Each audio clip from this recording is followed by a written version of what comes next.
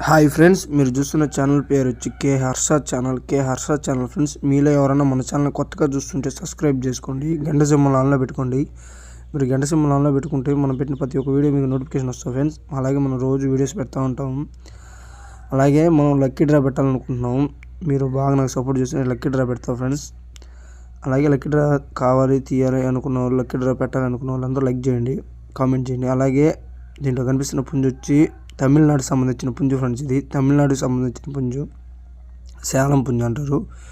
దీని హైటు 23-24 అట్టు ఉంటుంది. వెయిట్ వచ్చి 4 కేజీలు బరువు ఉంటుంది. ఏజ్ వచ్చి సంవత్సరం పైన ఉంటుంది.